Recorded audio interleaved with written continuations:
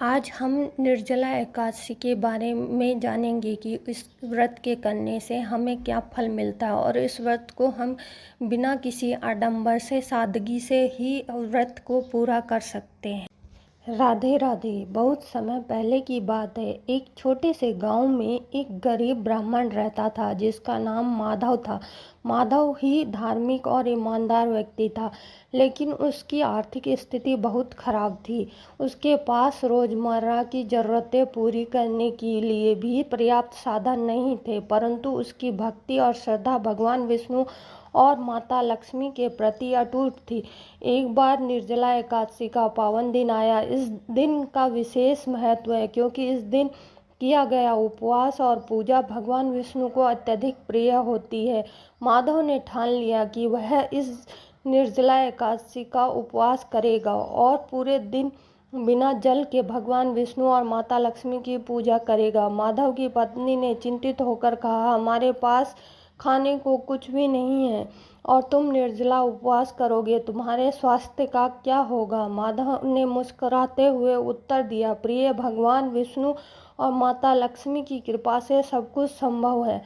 हमें उन पर विश्वास रखना चाहिए, वे हमारी रक्षा करेंगे। माधव ने निर्जला उपवास रखा, पूरे दिन भगवान विष्णु और माता लक्ष्मी की आराधना की। शाम को जब माधव पूजा में मग्न था तो उसके दरवाजे पर किसी ने दस्तक दी। माधव ने दरवाजा खोला और देखा एक वृद्ध दंपति खड़ा है। वे बहुत ही साधारण कपड़ों में थे, लेकिन उनकी आंखों में एक दिव्य चमक थी। माधव ने कहा, आप कौन हैं? इस गरीब के घर कैसे पधारे? वृद्ध दंपति ने कहा, हम यात्री हैं, भूख प्यास से व्याकुल है, क्या आप हमें कुछ खाने को देंगे? माधव ने सोचा, मेरे पास तो कुछ भी नहीं है, परंतु इन्हें कैसे निराश कर सकता हूँ। उसने उन्हें घर के अंदर बुलाया और अपनी पत्नी से कहा, हमारे पास जो थोड़ा बहुत अन्न है उसे पकाकर इन्हें खिला दो। माधव की पत्नी ने थोड़े से चावल और दाल से खाना बनाया और उस वृद्ध दंपति को परोस दिया। वृद्ध दंपति ने प्रसन्न होकर भोजन किया और आशीर्वाद दिया। अचानक वे दोनों एक तेज प्रकाश में बदल गए और भगवान विष्णु और माता लक्ष्मी के रूप में प्रकट हो गए। माधव और उसकी पत्नी ने यह दृश्य देखकर दंग रह गए और उनके चरणों में गिर पड़े। भगवान विष्णु ने कहा, माधव, तुम्हारी सच्ची भक्ति और समर्पण ने हमें यहाँ आने पर विवश कर दिया।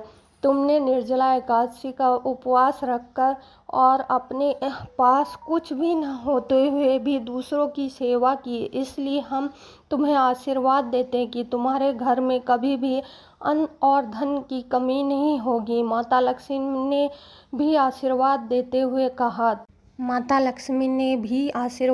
हुए कहा, तुम्हारी भक्ति और प्रेम ने हमारे दिल को छू लिया है। अब तुम्हारे घर में सदा सुख समृद्धि रहेगी। इसके बाद भगवान विष्णु माता लक्ष्मी अदृश्य हो गए। माधव और उसकी पत्नी ने उनकी भक्ति और आशीर्वाद को हृदय में संजो लिया। उस दिन से माधव का पूरा जीवन बदल गया। उसके घर में कभी भी धन और अन्न की कमी नहीं रही और उसका परिवार सुख और समृद्धि से भर गया। कहानी की सीख। इस कहानी से हमें यही सीख मिलती है कि सच्ची भक्ति, निस्वार्थ सेवा और विश्वास से भगवान को प्रसन्न किया जा सकता है, चाहे हमारी स्थिति कैसी भी हो। अगर हम सच्चे मन से भगवान की आराधना करते हैं और दूसरों की मदद करने के लिए तत्पर रहते हैं तो भगवान स्वयं हमारी सहायता के लिए आते हैं और हमारे जीवन को सुख समृद्धि से भर देते हैं।